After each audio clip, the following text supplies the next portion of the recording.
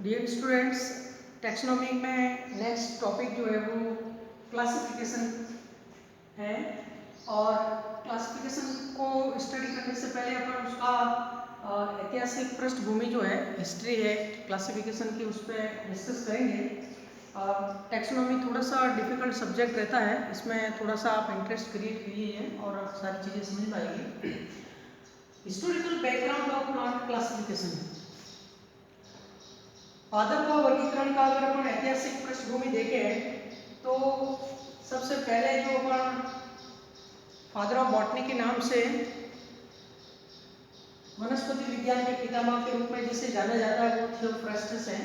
Theophrastus एक Greek दार्शनिक थे, ग्रीक फिलोसोफर थे, और उन्होंने सबसे पहले पादपों का जो वर्गीकरण दिया था और वो पादपों की जो आकारिकी है उसके आधार पर दिया था, और पादपों को 4 समूह में विभाजित किया था, जिसमें ट्री, श्रब्स, अंडर श्रब्स और हर्ब्स, यानी वृक्ष, झाड़ियाँ, और एक झाड़ी और शाकीय पादपों के मध्य एक अंडर श्रब होती है, छोटी झाड़ी होती है वो, और एक शाकीय पादप, इनके अंदर उन पादपों को वर्गीकृत किया था और इन्हें फादर ऑफ बॉटनी के नाम से जाना जाता है, और ये एक फिलोसोफर के रूप में थे। इसके बाद में फिर एपीटी कैंडोली का नाम आता है। एपीटी कैंडोली का पूरा नाम ऑगस्टिन पिरामस डी कैंडोली है, बड़ा नाम है, और इसकी पहले भी अपन ने चर्चा की थी। इसे इन्होंने सबसे पहले जो टैक्सोनॉमी शब्द है वो इंट्रोड्यूस किया था। ये वर्गीकृत शब्द का सबसे पहले जो प्रयोग लिया था वो एपीटी कैंडोली ने लिया था, और 1770 1872 1841 ये वेल नोन, उनको शॉर्ट में एपीटी कैंडोली के नाम से जाना जाता है, और who first introduced the term taxonomy। और टैक्सोनॉमी है जिसमें टैक्सा और नोमोस, यानी टैक्सा का जो अरेंजमेंट है, सिस्टमेटिक अरेंजमेंट ऑफ टैक्सा है, वो ही टैक्सोनॉमी में उसको उन्होंने परिभाषित किया। इसके बाद में कैरोलस लिनियस का नाम आता है। कैरोलस लिनियस जिन्हें फादर ऑफ टैक्सोनॉमी कहते हैं, उनको कैरोलस लिनियस या उसको कार्ल वॉन लिनियस दोनों के नाम से जाना जाता है, शॉर्ट में उसको सी लिनियस लिखा जाता है। और प्लांट का बॉटनिकल नेम के साथ जो उनका एब्रिविएशन है वो LIN या LI के नाम से लिखा जाता है। तो कैरोलस लिनियस को फादर ऑफ टैक्सोनॉमी के नाम से जाना जाता है। यहाँ पे प्लांट या एनिमल टैक्सोनॉमी नहीं है, ये पूरा फादर ऑफ टैक्सोनॉमी है, plant as well as animal दोनों है। और उन्होंने ये बुक लिखी थी सिस्टेमा नेचुरी, उनके द्वारा काफी क्रिटिका बॉटेनिका लिखी गई है, सिस्टेमा नेचुरी लिखी गई है, स्पीसीज प्लांटेरम लिखी गई है। तो सबसे पहले जो ये सिस्टेमा नेचुरी की बुक लिखी 1735 के अंदर, उनके अंदर उन्होंने समस्त पादपों, जंतुओं और कुछ मिनरल्स, इनका वर्गीकरण दिया था। Classified all plants, animals and minerals, इसलिए ना फादर ऑफ टैक्सोनॉमी के नाम से जाना जाता है। इसके बाद में 1753 के अंदर 1753, ये डेट बहुत इंपॉर्टेंट है, और उनकी जो फेमस जो पब्लिकेशन था स्पीसीज प्लांटेरम, इन स्पीसीज प्लांटेरम के अंदर इस स्पीसीज प्लांटेरम को बेस माना गया है टैक्सोनॉमी का, और इनके अंदर उन्होंने classified all non plants species on the basis of number of stamens in the flower into 24 category. Species plantarum के अंतर्गत कैरोलस लिनियस ने जितने भी एंजियोस्पर्म पादप हैं, इनके पुष्पों के अंदर पुंकेसरों की संख्या के आधार पे कुल 24 कैटेगरीज के अंदर उनको विभक्त किया। यानी एक पुष्प के अंदर पुंकेसरों की संख्या कितनी है, केवल एक ही कैरेक्टर लिया पुंकेसर और उनकी संख्या के आधार पर। जैसे एक पुंकेसर है तो मोनेंड्रिया नाम दिया, 2 है तो डाईएंड्रिया, ट्राईएंड्रिया, टेट्राएंड्रिया, इस प्रकार से ये 24 कैटेगरीज में उन्होंने ये क्लासिफिकेशन प्रस्तुत किया स्पीसीज प्लांटेरम में। और ये क्लासिफिकेशन कहलाता है सेक्सुअल सिस्टम, यानी वर्गीकरण की लैंगिक पद्धति जो है वो कहलाती है। पुष्प में पुंकेसरों की संख्या के आधार पर जो वर्गीकरण जो है, ये लैंगिक पद्धति, ये सबसे पहले कैरोलस लिनियस ने इंट्रोड्यूस किया था। इसके बाद में एक टॉर्नफोर्ड का नाम आता है। टॉर्नफोर्ड 1656 से कॉनफॉर्ड जो है ये फादर ऑफ जीनस कॉन्सेप्ट माने जाते हैं, यानी वंश की जो संकल्पना है उनकी जो सबसे पहले कॉनफॉर्ड ने दिया था, उनके फादर के रूप में ये जाने जाते हैं। इसके अलावा और भी इंग्लिश बॉटनिस्ट के अंदर जॉन रे का नाम आता है, जॉन रे का नाम आता है। और जॉन रे ने पूरे जो प्लांट किंगडम जो है उनको उन्होंने दो भागों में डिवाइड किया था, एक हर्बी और दूसरा आर्बोरी। हर्बी और आर्बोरी, हर्बी के अंदर हर्बेसियस प्लांट को रखा, आर्बोरी के अंदर जो वृक्ष नुमा जो पादप है उनको रखा गया। और हर्बी को वापस दो भागों में डिवाइड किया, और इम्परफेक्टाई और परफेक्टाई। इम्परफेक्टाई के अंदर फिर दो भाग डिवाइड किया, एक क्रिप्टोगैम्स और दूसरा आपके फेनेरोगैम्स। और क्रिप्टोगैम्स जो है इसमें जो ब्रायोफाइट एंड्रोफाइट ये है, फेनेरोगैम्स में जो आपके इम्परफेक्ट जो फ्लावर वाले प्लांट है वो रखे गए। और इसके बाद में फेनेरोगैम्स में जिसमें मोनोकॉट और डाइकॉट को रखा गया। परफेक्टाई के अंदर दो भागों में डिवाइड किया, मोनोकोटिलिडन और डाइकोटिलिडन। तो ये उनका जॉन रे का भी क्लासिफिकेशन जो है वो एक पहले दिया गया है। इसके अलावा जो अपन क्लासिफिकेशन को जब आगे डिटेल स्टडी करते हैं तो जो वर्गीकरण बाद में प्रस्तुत किए उनमें काफी नाम है।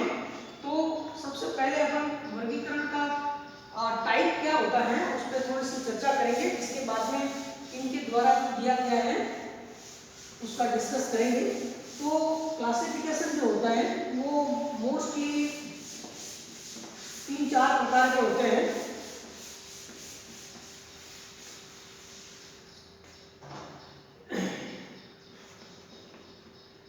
क्लासिफिकेशन वर्गीकरण जिसे कहते हैं पादप वर्गीकरण,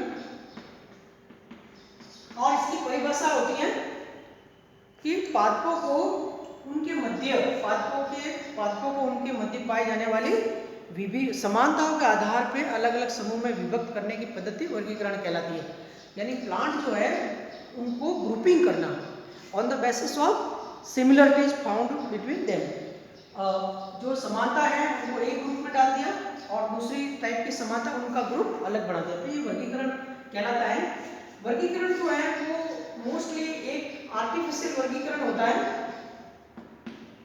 आर्टिफिशियल क्लासिफिकेशन, इसको वर्गीकरण की कृत्रिम पद्धति कहते हैं।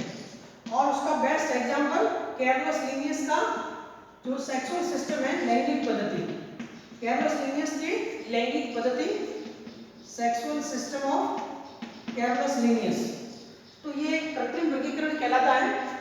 इसके बाद में कृत्रिम वर्गीकरण कुछ पादपों के कुछ आकारिक लक्षणों पर ही निर्धारित रहता है, उस पर बेस रहता है जो इजीली ऑब्जर्वेशन हो।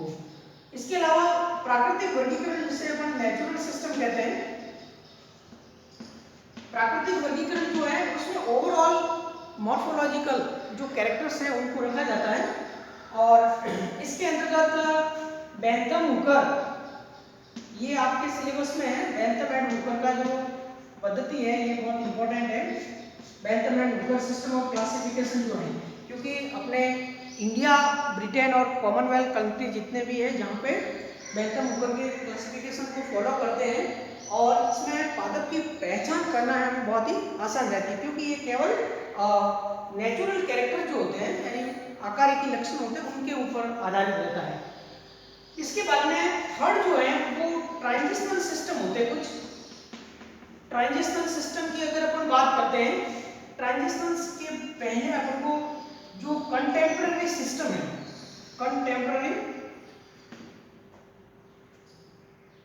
Contemporary system of plant classification है, ये ऐसे सिस्टम है जो बहुत ही एडवांस माने गए हैं, एडवांस सिस्टम जो है। और इन एडवांस सिस्टम के अंदर जो बातें बताई गई हैं इसके अंदर इवोल्यूशन के आइडिया का मतलब जो फाइलोजेनी के बेस पे है, जो क्लासिफिकेशन फाइलोजेनी जाति वर्ती के आधार पर है। इसके अलावा उनमें जो फिनेटिक इंफॉर्मेशन है, फिनेटिक इंफॉर्मेशन जो भी है इनका इनकॉर्पोरेशन किया गया है, यानी पादपों के विभिन्न जो समूह हैं उनके बीच में जो anatomical, embryological, cytological, ultra structures, ये जितने भी अलग अलग फिनेटिक इंफॉर्मेशन है उनका इनकॉर्पोरेशन किया गया है। और इसके अलावा इसमें जैसे पलाइनोलॉजी का आइडिया है, परागण विज्ञान की बात करते हैं, ये सारी इंफॉर्मेशन जो है उसके आधार पे जो सिस्टम दिए गए हैं वो सारे एडवांस सिस्टम है, ये कंटेम्परेरी सिस्टम कहलाते हैं या फाइलोजेनेटिकली सिस्टम भी कहलाते हैं, फाइलोजेनेटिक सिस्टम।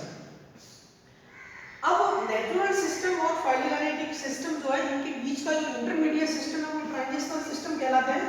और इसमें दो सिस्टम अपन पढ़ते हैं, एक एंगलर का सिस्टम है, एंगलर सिस्टम जो है, और दूसरा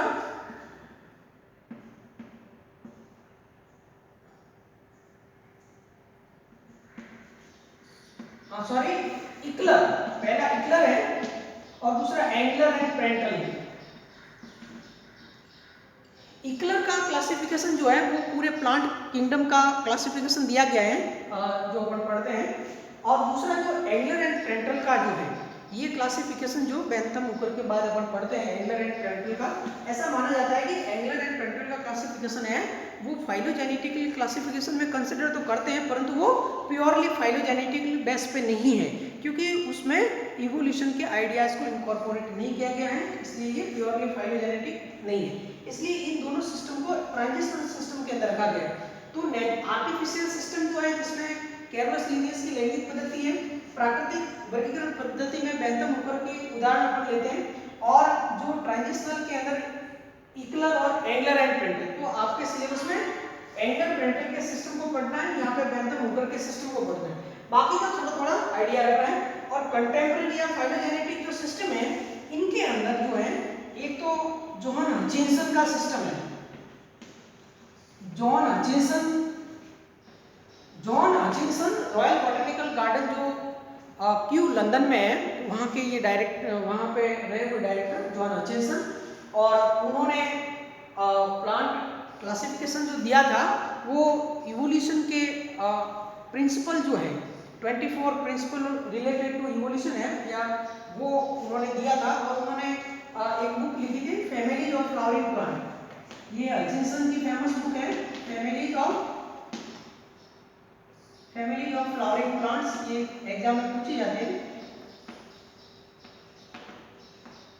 families of flowering plant John Hutchinson के द्वारा ये किताब लिखी गई है। इसी प्रकार एंगलर एंड पेरेंटल जो है इन्होंने जो लिखी वो किताब का नाम है पब्लिकेशन डाई नेचर लाइकेन फ्लेंजन फेमिलियन, ये थोड़ा सा टफ नाम है, इसका नाम है डाई नेचर लाइकेन फ्लेंजन फेमिलियन। तो इसके अंदर एंगलर पेरेंटल का पब्लिकेशन हुआ था। इसी प्रकार से George Bentham and Joseph Dalton Hooker जो है इनका जो पब्लिकेशन है वो बहुत फेमस है, जिसका नाम है जेनेरा प्लांटेलम। तो जेनेरा प्लांटेलम के अंदर जब हम कोई भी क्लासिफिकेशन को डिस्क्राइब करते हैं, स्टडी करते हैं, तो उसके अंदर वो पब्लिकेशन जो है वो किस बुक के अंदर पब्लिश हुआ, कितने वॉल्यूम में हुआ और कौन से ईयर के बीच में हुआ, फिर उसको कितनी फैमिलीज में या डिवीजन क्लासेस में डिवाइड किया गया है, और उसके बाद उसकी अपन आउटलाइन देखते हैं, उस सिस्टम की आउटलाइन देखते हैं, इंपॉर्टेंट जो उसकी आउटलाइन है वो, और उसके बाद उसकी मेरिट और डीमेरिट क्या है, गुण और दोष।